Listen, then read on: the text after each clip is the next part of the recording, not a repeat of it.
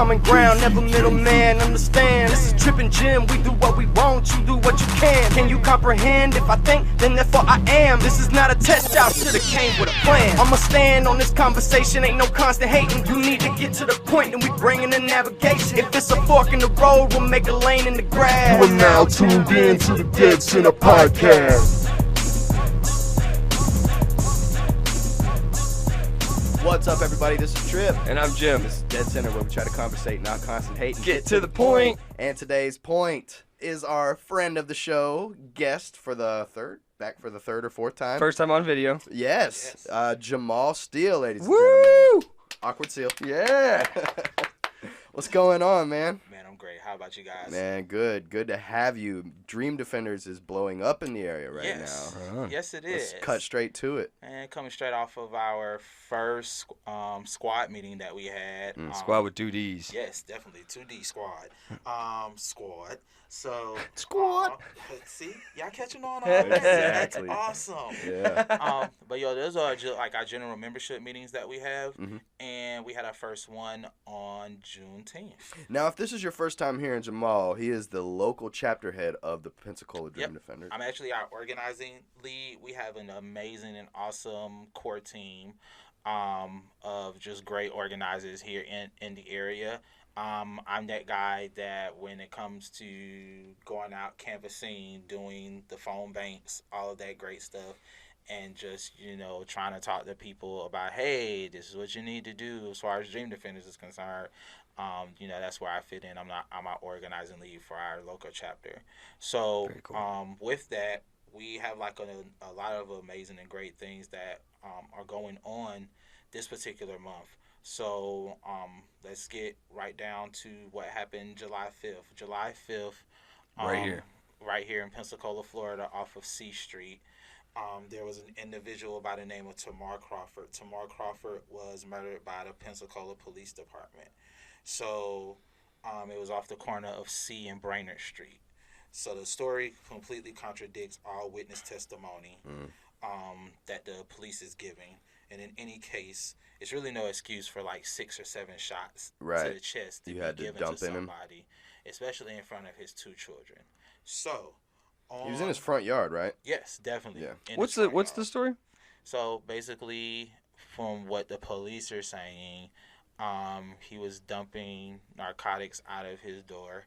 That's completely false. Eyewitness accounts are saying that there was a lot of shouting, physicality. He got hit with a taser, but his hands were up. Him as well as, from what I understand, his 2 kids. Their hands were up, and he was shot 6 times by an officer, and he was DOA once they got him to the hospital. And so we basically aren't trying to allow our righteous anger to be dissipated. So on tomorrow, which is July 15th, we will be at the corner once again of C Street and Brainerd, where everything went down, for a justice walk in memory of Tymar Crawford. The family is also going to have a rally in accordance with the walk, that they will be making their demands as a family as far as what needs to happen in regards to their family member being killed. Do we expect the press to show up? Hopefully. Yeah. But 9 times they're doing their jobs. 9 times out of 10, more than likely the press will be there. Cool. Because there was actually a candlelight visual that happened last Monday at his house, as well as in Pensacola Village, and the press was at that candlelight visual as well. So yeah, that's one of the things that we got going down on tomorrow, July 15th. If y'all can make it through, please make it through. Everything will start at 7 p.m. on the corner of C and Brainerd.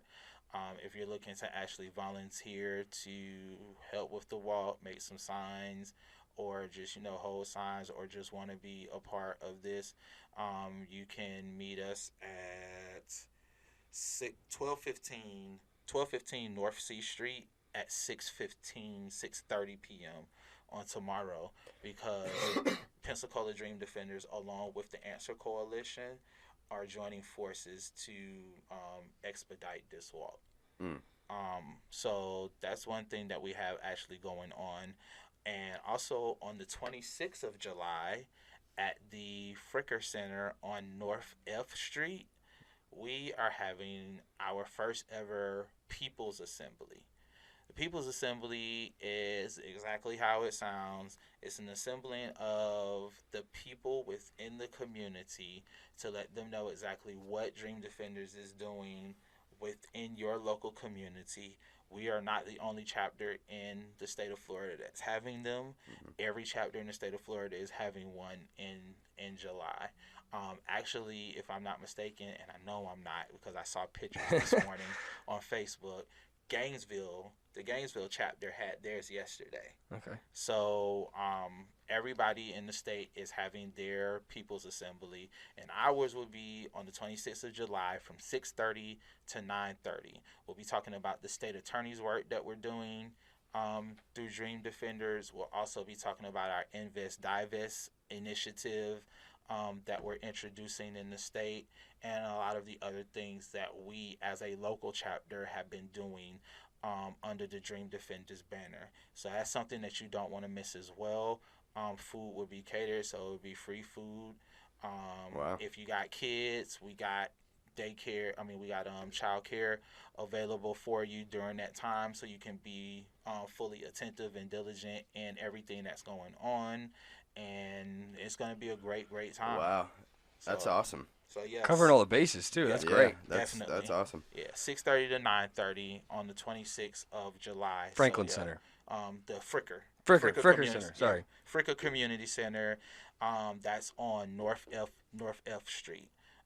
Any other information that you want in regards to the People's Assembly, we have a Facebook page. It's Pensacola Dream Defenders. Go on the Pensacola Dream Defenders Facebook page, or you can go to @PCola Squad with 2 D's at the end, SQUADD, PCola Squad on Instagram, because we have an IG page now.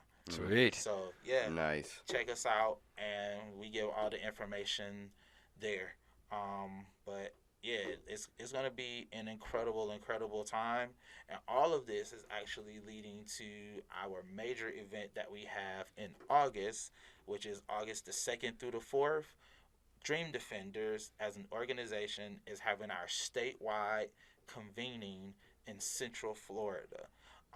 Every chapter and anybody that you could ever think of that was, is, or wants to be a Dream Defender will be convening in Central Florida for those 3 days. A bus will be leaving from here in Pensacola at Open Books at 5:30 p.m. on August the 1st to take you down to Central Florida for the convening. It'll be 3 days of an awesome, great time, and then we'll be leaving on Sunday at around like 6:30 to come back here to Pensacola. Registration fee is $25. That registration fee covers everything. It covers your spot on the bus, it covers lodging, it covers food, and it covers those 3 days that you'll be learning about everything that Dream Defenders has to offer. So the link for that, the link to register for the convening is also on our Facebook page, as well as the link in bio on the IG page. Very cool. So yeah, man, get stoked, because there's a lot of hot button topics that you guys cover at these things. Yes, definitely.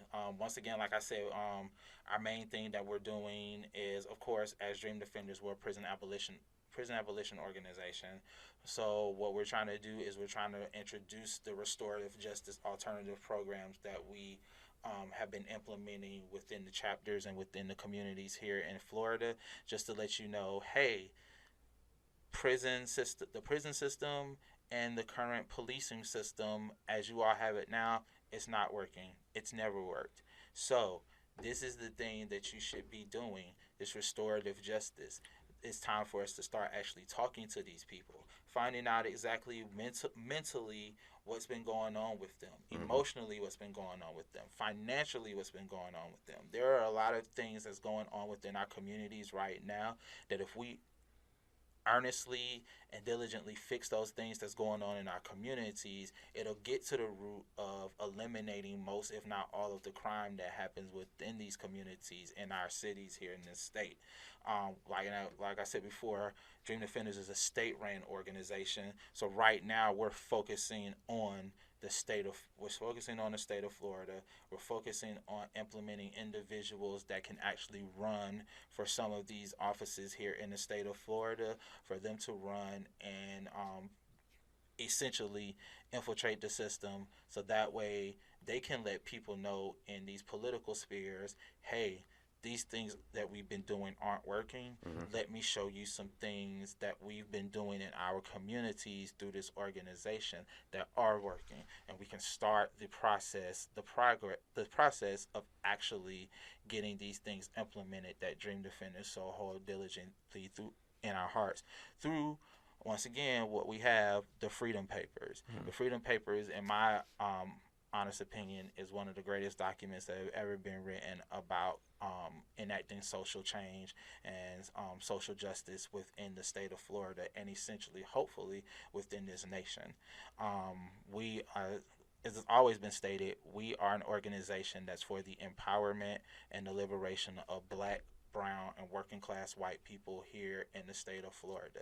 Even though we're a Black ran organization, and we're honestly a Black women ran organization. Even though that's the case, we are for the liberation of Black, brown, and working class people. We're a multiracial, multi-ethnic, and multicultural voting bloc, as well as a multiracial, multi-ethnic, and multicultural organization that's here to conduct and institute dual political power in the state of Florida. And so, starting the grassroots movements and then also supporting these candidates that you guys have put up. And that's our thing. That's how we get down. And I'm honored. I'm so honored to be a part of this organization.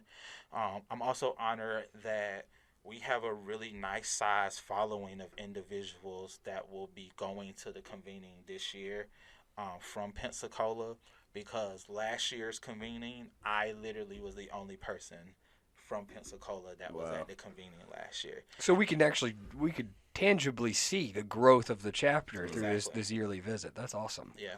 Very cool. I mean, because the current state of things, we've talked about it on the show and had at the very least subtly mentioned that we disagree with the current judicial system as it is, and thinks, at least personally, I think it should be rebuilt from the ground up. We're talking, courts, everything. But it's nice to see that an organization actually has, a written, possibly, legislatable document that says, no, we have a solution that doesn't just say burn it to the ground and we'll figure it out. We actually have things that can work. I think that's fantastic. Yeah. It's great that y'all are starting to get more traction in the area. It's great that they're doing this walk for Tymar. That's something I'd like to talk about for a second. Not necessarily just Tymar, but say what you want about Colin Kaepernick. He brought this to the forefront. And we're able to see, like we were talking about it before, the whole stigma that was, the bad cops just get all the attention. There are plenty of good ones out there. That line of thinking, that line of logic is no longer valid to me. You see the constant defending from the right and from, a lot of people that may be on the left of center aspect trying to, get behind certain, boys in blue to say, and it's just great that it's not just the people having to do it themselves. The Dream Defenders is able to come behind and help these people, right? And put them in a position to make some noise. Right. And that's just, it can't be stated how helpful that is to the community in the area right now. I was having a conversation with a friend of mine, I think it was either yesterday or 3 days ago, and I was telling them, like, yo, I'm really at the point where the hot word that we're always saying right now, and essentially, again, a hot button topic is criminal justice reform, or prison reform, or cash bail reform. Like, I'm at the point now where reform, we have to eliminate the word reform out of our vocabulary. Interesting. We can't reform a system that was never designed to help the common working class individual in this country. Because if we reform said system, then someone's going to come in and just completely use that system to their benefit, and it's going to be this all over again. Abolition is the way. Prison abolition is the way. Do you take that in steps? Do you would step one be getting rid of private prisons and the contracts that states have with private prison companies and stuff like that? And then step two would be implementing the social change method and showing it works, slowly, dissipating the prisons as they are. Yeah. So basically how there's no need for it if there's no prisoners. Yeah. So basically how our frame of mind is that each chapter has what we call a restorative justice lead. And our restorative justice lead is the person that's implementing these political education trainings regarding what restorative justice is, how that would look like in this microcosm of the city or sphere of influence that we have, and how it essentially could look in our state, in our city, our state, and essentially our country. And so that's what's happening with a lot of the transformative justice leads, as well as our transformative justice fellow. Her name is Cindy. Hi, Cindy. Hi, Cindy. Cindy's down in Miami. And our actual we have a transformative justice lead here in Pensacola. Her name's Haley Morissette, King Hell. Hey, King Hell. And she's awesome. She's incredible. Her actual day-to-day job is she's a therapist.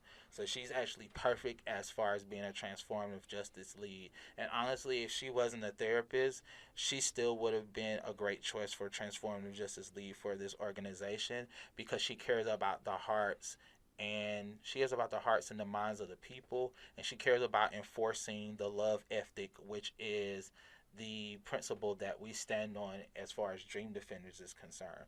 Everybody deserves to be loved, and everybody deserves to be loved back to their proper selves, no matter what the circumstance is that you got into to commit whatever malicious act that you did. Everybody deserves to be loved back to their better selves. Instead of using punishment as deterrence, you actually try to fight the causes of committing these crimes. Exactly. The reasoning behind it is usually monetary, emotional, stressful, etc. If you solve those problems, there's no need for any type of punishment enforcement. Anybody who's ever been through the prison or jail system, especially in the state of Florida, knows that there is no rehabilitation in it at all. No. So that's definitely something that I agree with as far as getting rid of that aspect of the prison system. Think of the idiocy, okay? I don't mean to get deep, but think of the idiocy.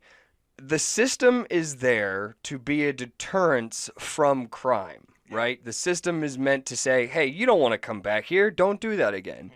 But at the same time, the system, being the state of Florida, having no income tax, having quotas, etc., the system's also meant to keep you in it if you can't pay your way out. Right. So there is no deterrence because it's a black hole. You're constantly pulling me back in. Not to mention, you cover me in monetary strain, I guess you would say, because it's not exactly fees when I can't pay them. It's just a strain. It's another stressor. Now I am even more broke than when I got in here in the first place. So you let me back out. Now you've compounded all of these issues. We're talking about fighting in the streets rather than, violent fighting in the streets. Yeah. We've basically made everything as far as the criminal justice system, or even the prison system. We basically made everything a cash cow now. Your bail, that's cash, and if you don't have the proper bail, or if you don't have all of it, you're gonna stay in jail until it's time for your court date. But even in the same time, the actual companies that collect said bail are privatized companies now. So then you get into prison, and of course, we have two of the biggest corporations here in the state of Florida, the GEO Group and G4S, own almost all of the prisons, whether they're state prisons or federal prisons or even juvenile detention facilities. G4S owns all but 2 or 3 juvenile detention facilities in the state of Florida. And so let's touch on that, because last year during the 2018 midterms, Dream Defenders did what we call the Freedom Pledge. Oh, I love this story. We had every candidate in the state. We went to every candidate in the state, no matter who you were, Democrat or Republican. We went to you and we asked you to sign this pledge. And this pledge essentially was you weren't taking any money from privatized prison corporations. You weren't taking any donor money from privatized prison corporations. So here's the thing. Out of all of the gubernatorial candidates that we asked to fill out the Freedom Pledge, the only person out of all of them who did fill it out, which is why he was the only candidate that we've ever endorsed in the history of the Dream Defenders, is Andrew Gillum. Andrew Gillum filled it out. Now, in the same breath, you have the Florida Democratic Party. So, the Florida Democratic Party as a party not only filled out the Freedom Pledge and pledged not to take any type of donor money from privatized prisons, they also went to the Capitol and in front of the State House and the State Senate signed a resolution declaring that as a party they would not take any donor money from privatized prison companies. Let's fast forward to this year. I'm at our Freedom Fellowship retreat because I just got put on Dream Defenders as a Freedom Fellow, which is our organizing fellows that are across the state organizing on behalf of DD, whether or not you're actually part of an actual chapter or you are and you're deciding to work with said chapter, or your city doesn't have a chapter, so you're setting up one in that particular city. So we're at the summit, and all of a sudden somebody's like, yo, do you see this BS that's on the phone? They hand me the phone. G4S, which, as I just told you, is the leading owner of juvenile detention facilities here in the state of Florida. G4S donated $56,000 to who? The Florida Democratic Party. The last year that you said to us as a party that you weren't taking any money from any type of privatized prisons. So, that was Gillum's campaign. No. This is the Florida Democratic Florida Party. Democratic Party. Yeah, Okay, this is the party as a whole. Okay. Gillum's campaign Long over at this point. Yeah, they don't take any money. They're small dollar donations. That's why I was like clarifying, because they're small dollar donations. The party as a whole took, we'll just say 55, 56 grand, give or take. They took this money from G4S. So now, all of the organizations that's a part of the statewide alliance group or SWAG, it's 7 organizations. I like that. Indeed. Yeah. It's 7 organizations in the state of Florida that were aligned as a coalition. We all came together. We wrote this letter out, and the letter was pretty much like, hey, check this out. You all said that you weren't taking this money. We didn't force your hand. We came to you with the pledge. Not only did you sign the pledge, you went and created a resolution, and you still took this money. So either one of two things are going to happen. You're going to give this money back, or we're going to go find some candidates that will align with our principles. Because obviously you all as a party don't. Right. Literally, like maybe a week or so after we sent them the letter, a few days after we sent them the letter, they quietly give the money back to G4S. So now the issue that we're having is that, okay, cool, you quietly gave the money back, but you publicly said to us that you weren't taking this money. Right. So now you all, as the Florida Democratic Party, need to come out with said resolution as an apology. Hey, guys, we apologize. We know this was wrong. We gave the money back. Keep that same energy that you all had when you publicly gave the resolution about you weren't taking the money. Right. Keep that same energy. And so that those are the things that we're addressing as an organization. This is not an organization where it's just, hey, social club time. No, we strategize, we enact, we take action, and then we see the action come to its course to the end. So, like you said, dual political power. You get your grassroots movements. You have the movements in the cities themselves, the statewide movement that has its chapters of smaller groups that come together. The statewide alliance group, multiple groups coming together with similar goals that fall under the same category.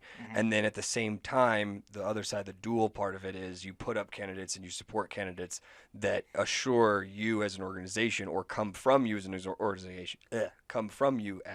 organization to have the exact same principles. Exactly.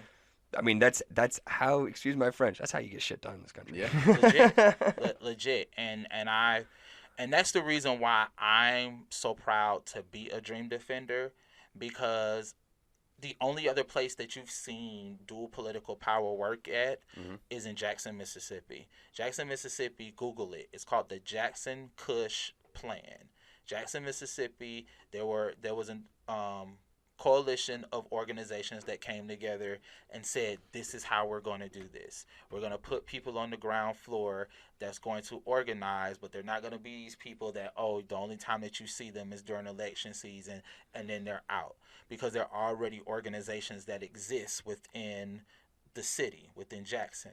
At the same time, the people that's within those organizations, hey, we're going to put some people up that's going to actually run for office in Jackson, and they're going to implement the practices that we've already been doing in the communities here in Jackson.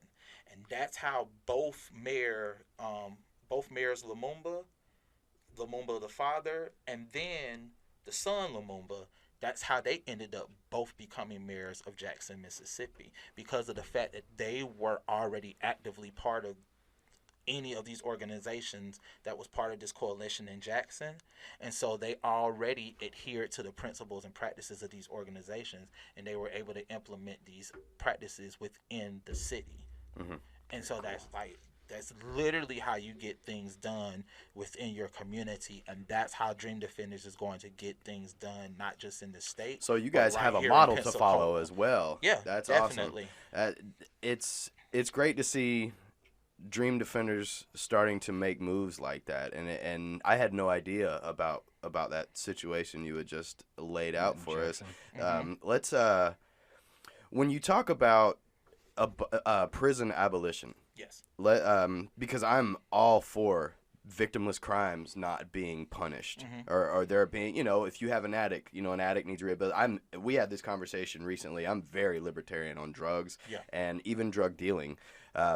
My question then comes to the people who society might deem irredeemable.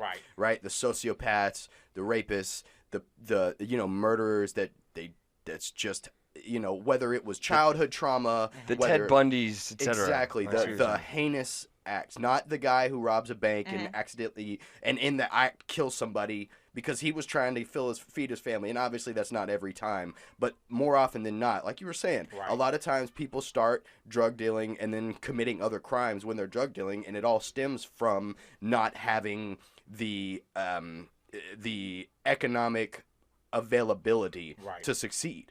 So going from that, so I'm all for rehabilitation of those people and giving those people an opportunity for an out within a rehabilitation system. However, again, the heinous acts, what do you say to the people who have been victimized by people like this? So there's two ways to address this. The first thing is that we can still create facilities that essentially aren't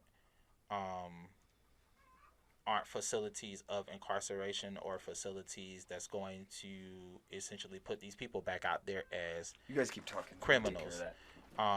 We can create facilities that enable us to properly rehabilitate these individuals and either put them back out into society or put them in a place where they can be functioning citizens. That's number one.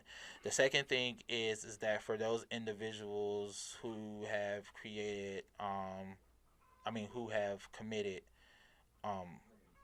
the highest level of just like Heinous outright crimes. heinous crimes, they still deserve some form or fashion of this love ethic that we preach, because you still have to still look at the conditions that put them in that place to commit such heinous acts. We don't know mentally where their head was at, and if they would have been reached earlier on in life, then maybe, just maybe, we could have used some sort of therapy or mental health counseling or some sort of restorative justice tactics to put them back into a place of being a person that can function within society. That's one thing. And then the second thing, because a lot of people, so I was watching this interview the other day with Mark Lamont Hill, and Mark Lamont Hill was talking to DJ Vlad about the fact that Mark Lamont Hill doesn't believe in the death penalty. DJ Vlad believes in the death penalty. And what Mark Lamont Hill was saying was that one of the reasons why he doesn't believe in the death penalty, which was something that I agreed with and something that I had kind of been saying myself before seeing this interview, is that the country that we live in, We actually did an episode on the death penalty a while back. Okay. Yep. The country that we live in has no moral high ground Right. to put anybody in this country to death. You've already gotten there.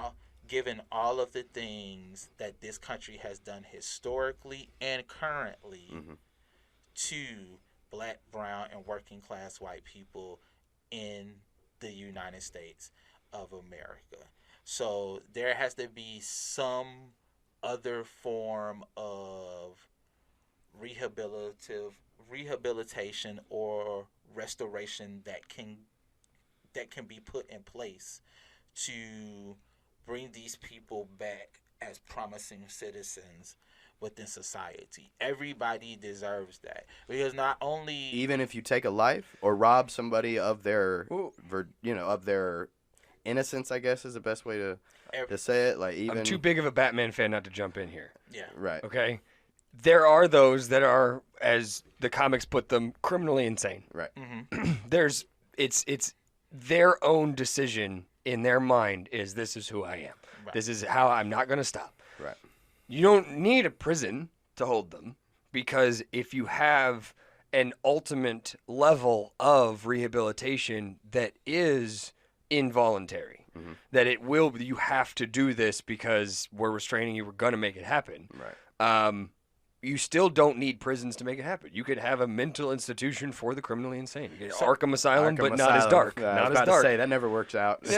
some of these people, like some of these people, and I would beg to say all of them, some of these people are literally legitimately begging for help.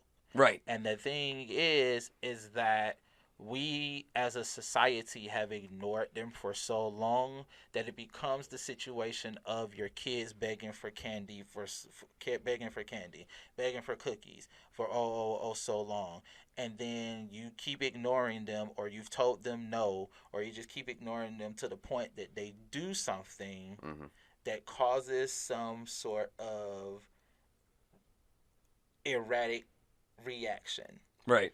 They break the cookie jar, or they break something, or they get into the middle of the floor and this- just start throwing a temper tantrum. And so it's not necessarily saying to equate what murderers or like molesters are doing to a temper tantrum, but they begged for some sort of help for so long, and we as society have ignored them that it's just gotten to the point where these things have become things that are done. And if we would have reached them in some sort of way, shape, form, or fashion before it got to this point, then maybe, just maybe, there wouldn't be these type of practices. Right, but Mental evaluation here- at the elementary level. Doesn't that fall more on the parents? Like, how can a society reach a child that hasn't been told, that if the, like, for say, you know, the upbringing, right? If parents haven't reached out, if you know, if the parents haven't taken the responsibility to do what their child needs, as far as if they're on a spectrum or if they are crying out for help or have been abused or whatever, how is it then the responsibility of the state to put a blanket over it and say, oh, well, you know, you just didn't know? You know, how can you look at it and say, because, you know, Ted Bundy, or just because that's the most recent one you said, because, you know, this guy has done all these heinous crimes and his parents didn't reach out earlier in his life, are we able to just look at it and say, well, you know, it's not the burden of society to decide that?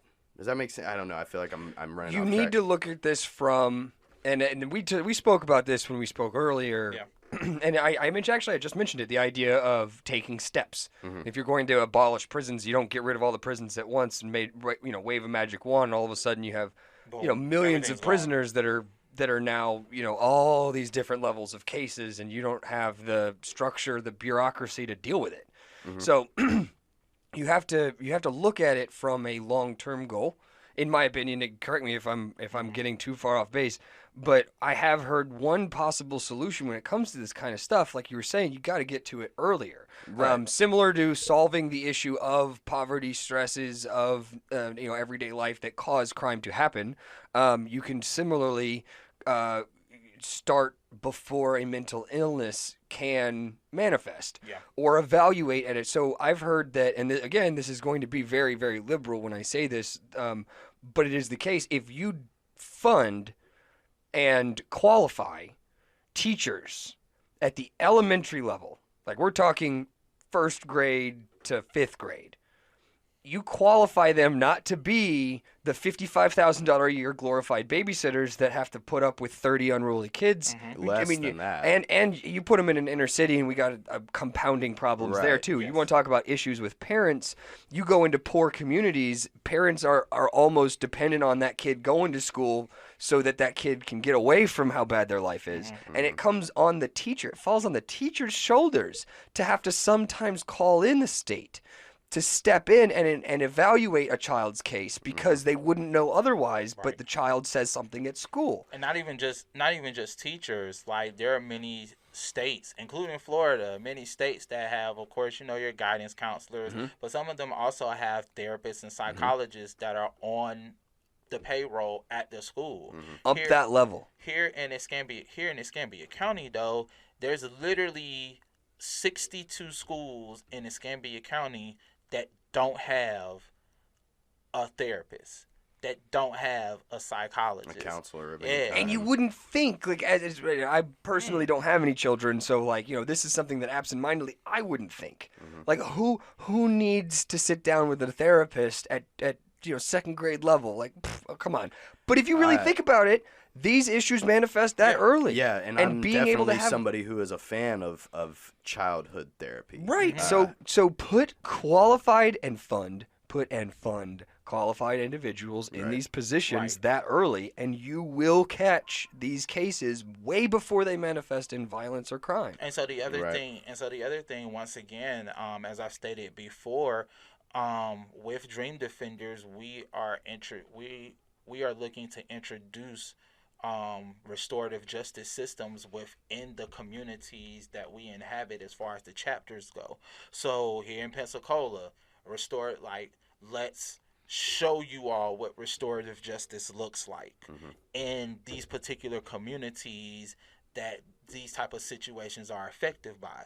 The people who these situations are affected by. Let's show you what restorative justice looks like. Because once we show you what restorative justice looks like, then essentially it starts that transition of turning you away from the criminal elements that are out here looking to pull you in, and start turning you towards a lifetime of love and tranquility and peace within these communities. Like having people within the communities that understand what restorative justice is and instituting that, hey. And then you could have candidates run for mayoral spot, like in Jackson, and then you have smaller programs you can run. A mayor can very easily set something up with even the ESCO or the PPD and say, let's get 24 qualified candidates, criminals that we believe if we did something like this, it would benefit all of them. Have some kind of sift so you have an example. Hey, look at this, 24 individual young men and women who all go through this program, and we have a success rate at the other end. Exactly, because the first thing that you could essentially do is, when we start introducing restorative justice within the community, start introducing it first with the youth. Because once you start introducing it with the youth, these kids, we had like 30 kids, ages 15 to 18. We had them sit down. They were doing like healing and meditation circles and restorative justice training twice a week. And you see how their test scores went up. But you see how the violent, erratic behavior started going down with these at-risk youth, as I love the air quotes, at-risk youth. And so with that, then that's when it starts saying, oh my God, look how this is look how this is changing them. Let's start instituting this with the people that we feel are the most gutter trash, unkempt. We can't do anything with them in society type criminals, and see how this works. Right. You can't it's not like you can lose anything. You already think that a lot of times the people that the children that you're talking about are the ones that actually develop coping skills, are the ones that actually develop the mental capability to work through issues when they get older. Those are the ones, there's a term, struggle breeds success. And it sucks that people have to go through stuff in order to come out better on the other side. And I really like what you're saying as far as getting to the youth of the young, like you say, like when you said at-risk youth. Yeah. It's like, isn't all youth at risk? Exactly. Right. It's not just black kids. It's white kids too. Exactly. It's Hispanic kids. It's in any child. They don't know how to make that decision. There's a reason why, there's an age of consent for drugs and sex and stuff, because children can't make those decisions clearly. And if we're not and I guess going back to what I was saying earlier, like if we're not going at and making sure that the parents are proactive when then the state, because I don't like the state having anytime, especially where I've been and what I've seen. Right. You don't want the state to have to step in, right? You want to stay as far away from the state as possible, because usually the state does not have good intentions. Right. You know what I mean? Their end game is not something that's going to be beneficial to the child or the parent. Do it through the school. So the thing that we've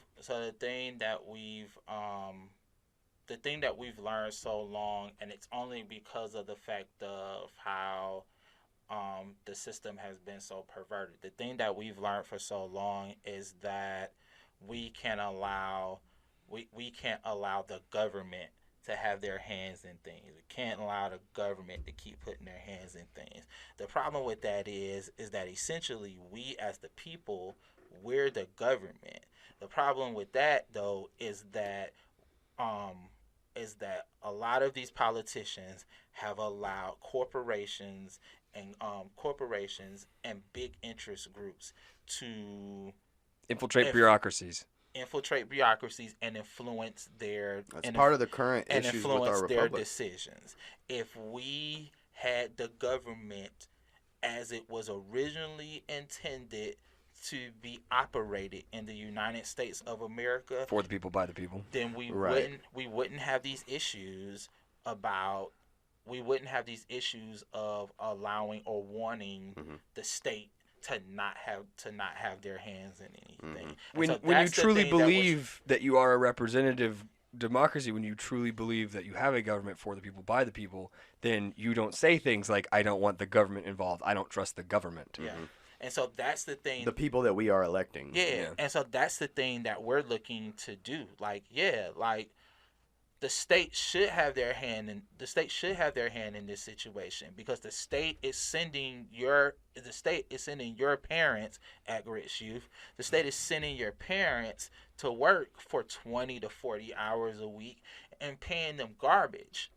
The state is sending your parents to said jobs and not really giving them any type of adequate health care that could actually cover the mental health sessions that you need in order for you to be an active and productive member of society. See, these are a lot of things that we've been looking at that essentially puts us back at a place where the Freedom Papers is the most important document that we have as a state and essentially as a nation, because everything that we've just addressed in just this one conversation about how do we actually have restorative justice for those unfit criminals in society, everything that we just addressed is stated and outlined, and solutions are given in the Freedom Papers.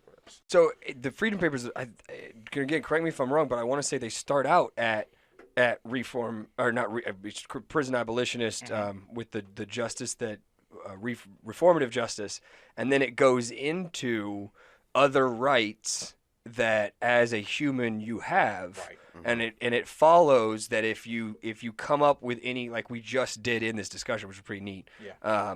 So if you haven't read the Freedom Papers, go read them.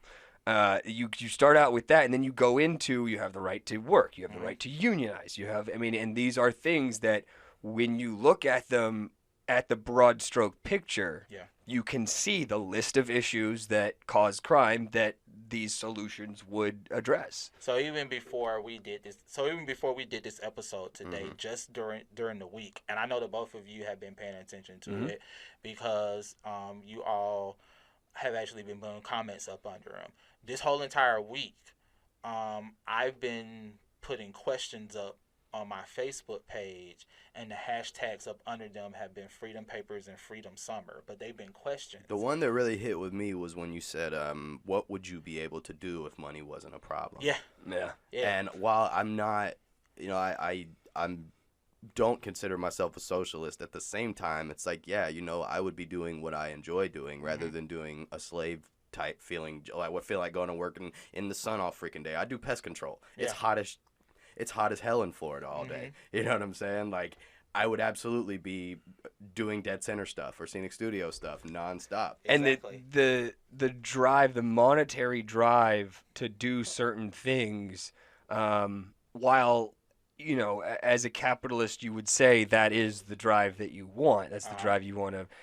When you, especially if you get to the arts, you find that a lot of people have that drive, that monetary drive, but as soon as it becomes easier or it becomes necessary because you're forced through incarceration, you're forced through having a kid you don't expect, and just life throws the book at you, you have these settlements where it's like, oh, well, I've been in, I've been pushing a cart for 14 years. It's like, well, what'd you want to do? It's like, well, 14 years ago, I was on my way to being a professional whatever. And it's just like, well, what happens? I had a kid, and now I've been here 14 years because I can't stop doing this to move on because of money. If money was an issue, I'd be doing this. Yeah. But then you look deeper and it's like, wait, why were you wanting to do this? Because if that was money, if that was monetarily driven in the first place and you didn't actually have the dream to do it yourself, then now you have a whole different set of freedoms. Because now you're not like, well, if money wasn't an issue, I'd try to do this. It's like, well, you wouldn't try to do that if money wasn't an issue because the whole reason you want to do that's money. So now what would you do? It's like, well, I'd travel. Exactly. You know what I mean? Yeah. Like it's really fun to think about. And that essentially, so I touched on it that we've been doing these things across the state called freedom sessions. A freedom session is basically like you Jim, could essentially have a kickback here at the house with like 5 to 10 people. Let's do it. And you do this whole thing. It's like a 60 to 90 minute presentation of what Dream Defenders is about. And in that 60 to 90 minute presentation, we're presenting you the freedom papers. And we do this thing called freedom questions. Mm-hmm. And you have to pick 2 questions. The first question you always have to pick is the question that pertains to the freedom from prisons and police, because of the fact that we're a prison abolitionist organization. But the second question can be, and the questions are already given to you once you go through the training on how to do a freedom session. So the second question can be whatever freedom it is that you see out of those freedom papers that you want to pick. There's a question for it. And the question that you just brought up is the question for the freedom to be freedom, which is, if money wasn't an issue, who would you be? But the whole entire week on my Facebook page, I've been essentially introducing to people the freedom questions that would be presented at the freedom sessions. Love it. Like, I think it was Friday, if I'm not mistaken. Yeah, it was Friday. Friday, the question that I introduced was the question for the freedoms from prisons and police. What's an experience that you had with the police, and how did that affect you in regards to police and prisons? Slew of responses. And then the question that you brought up, slew of responses on that one, because that question's so awesome to me, because people think about this. If money wasn't an issue, what would I be doing with my life?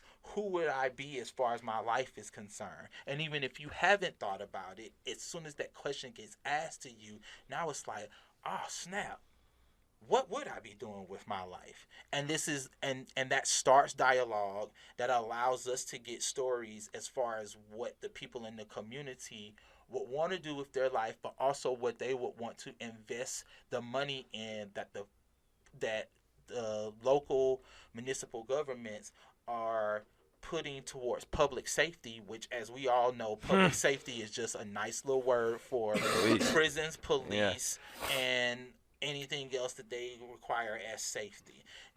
More leave time for crap cops. Fiscal year 2018 budget in Escambia County, they put up $55 million as the sheriff's budget alone. Wow. What the heck has he been? I'm sorry. I was about to these go. Federal I'm cases sorry. I was $55 million as the sheriff's budget alone. Man. Another $50 million went towards the Department of Corrections and just the overarching. In 2020, we don't have an justice. option Yeah. for sheriff here. We're gonna have to put someone up. Let's put someone up for sheriff. That's close to like almost like $105 million given to public safety. So, exactly, air quotes, love it. More leave time for crap cops. So like that $105 million.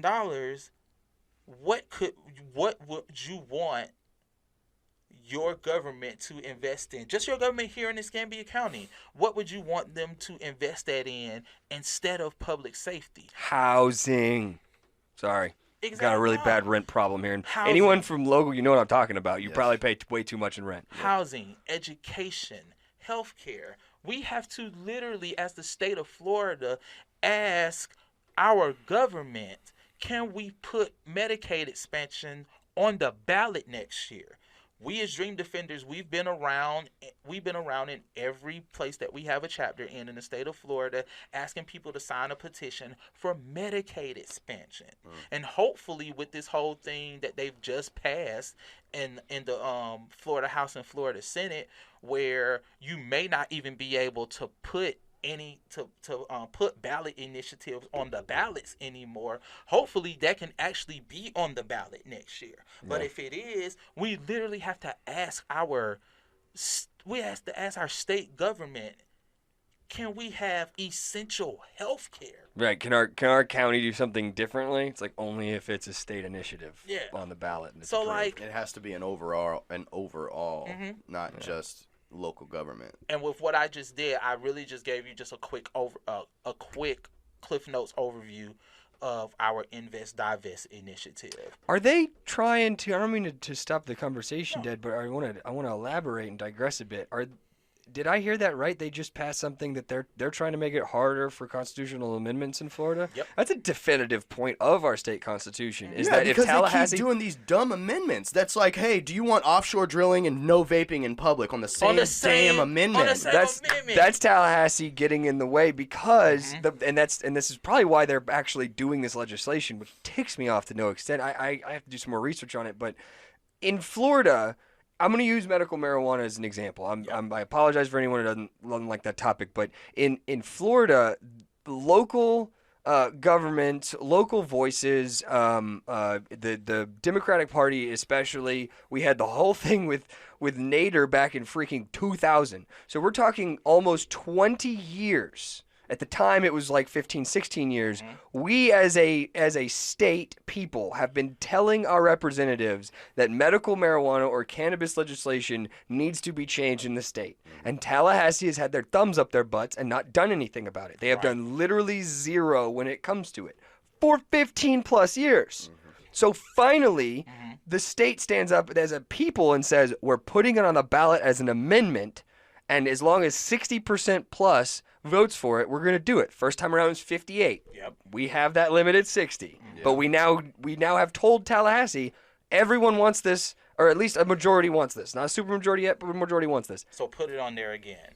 But that's the thing is, what they should have done is taken that 4-year gap before it was on the ballot, or I guess it was a 2-year gap, and started doing legislative initiatives to say, hey guys, calm down. We don't need this to be an amendment. We'll do it through legislative, how it's supposed to be done. Would have loved for it to happen that way. Right. It wouldn't be such a mess right now. So but then- guess what? so Florida then had to stand up and say it. Yeah, so then 2014 is when they put it on the ballot the first time. Right. Then they have to turn right back around in 2016 and put it on the ballot again. Right. And then it gets passed. 72%. But then especially a lot of these counties in Northwest Florida, it took them almost nearly a year and a half to 2 years before you even saw any type of CBD or cannabis-related products stores anywhere in this area. Disney, the whole celebration, and I forgot which county it is right there northeast of Disney, but that area now still prohibits any advertising of medical cannabis products. That's crazy. Because Disney just has a stronghold on Central Florida.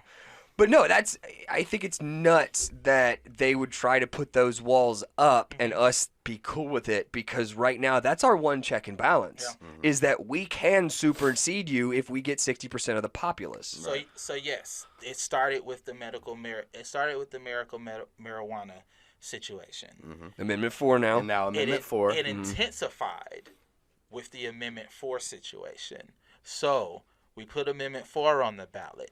65% of the population in the state of Florida tells you we want Amendment 4 more than who voted for the actual guy who put all of these barriers in place after Amendment 4 gets passed.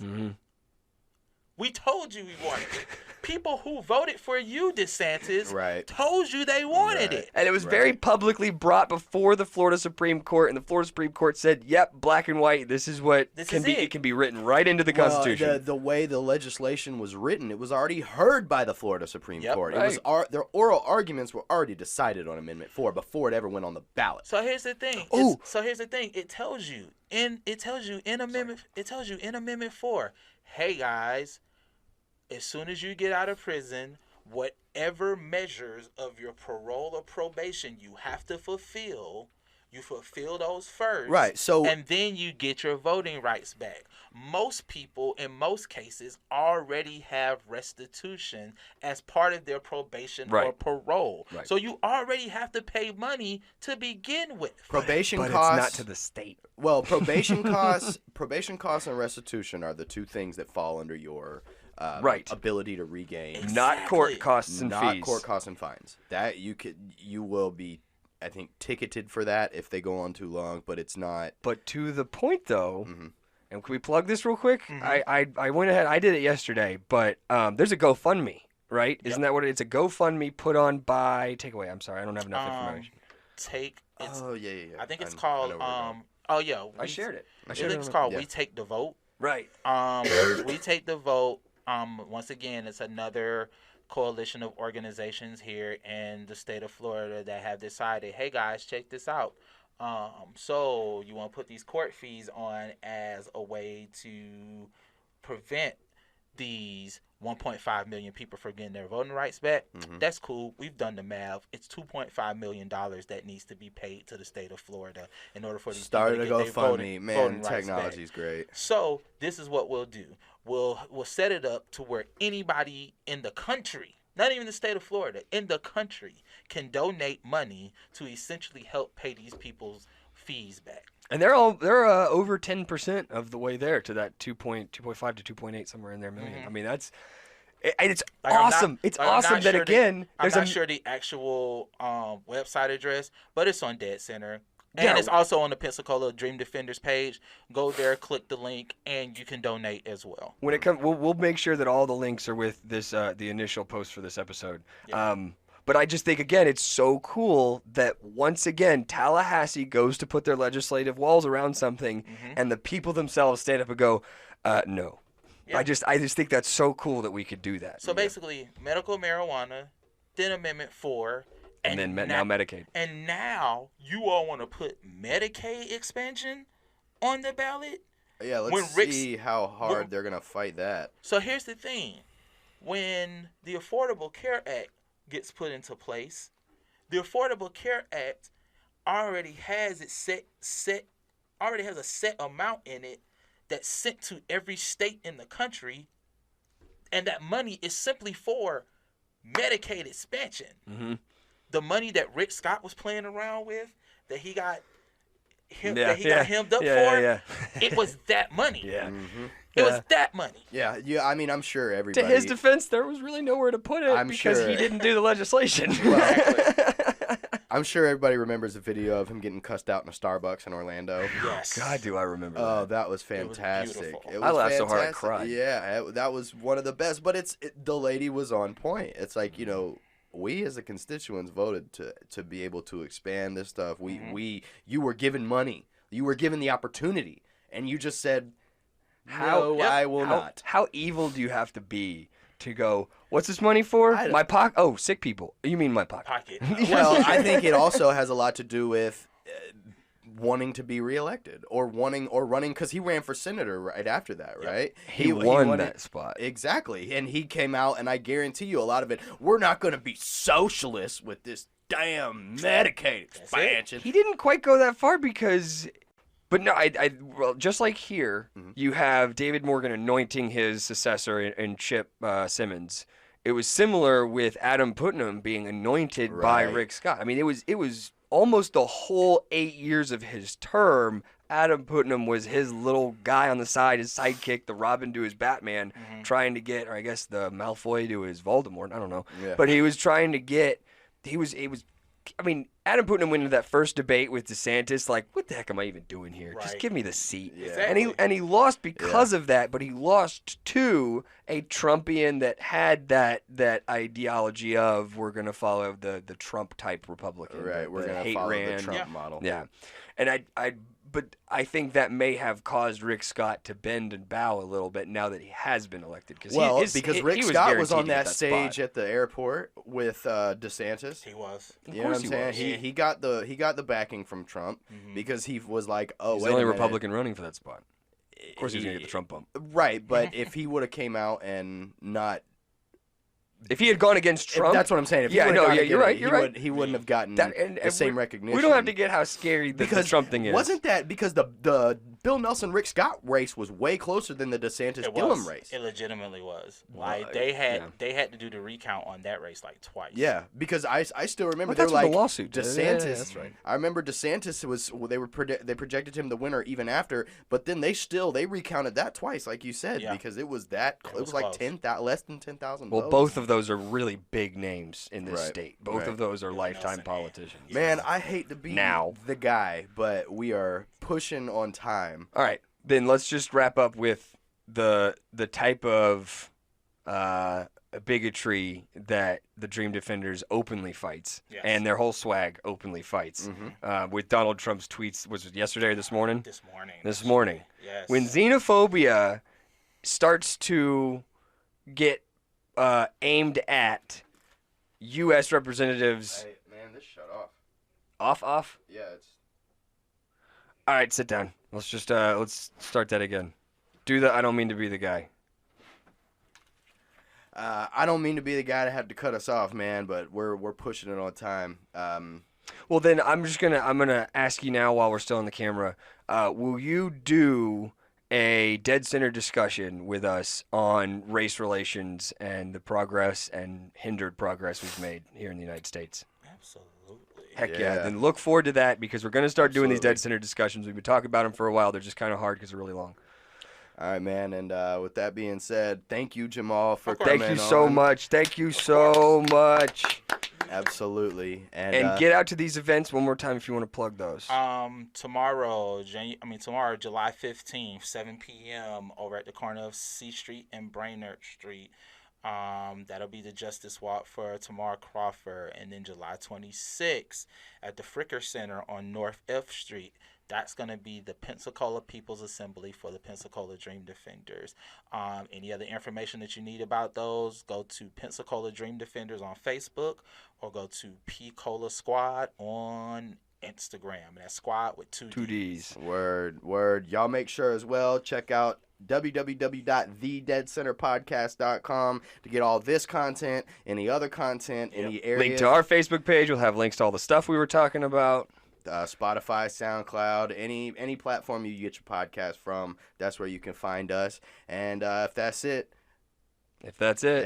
I'm Trip. And I'm Jim. This is DeadCenter, where we like to conversate, not constant hate, and get to the point. Love y'all. See y'all next time. Peace. Common ground, never middleman, understand. This is Trip and Jim, we do what we want, you do what you can. Can you comprehend? If I think, then therefore I am. This is not a test, y'all should've came with a plan. I'ma stand on this conversation, ain't no constant hating. You need to get to the point, and we bringing the navigation. If it's a fork in the road, we'll make a lane in the grass. You are now tuned in to the DeadCenter Podcast.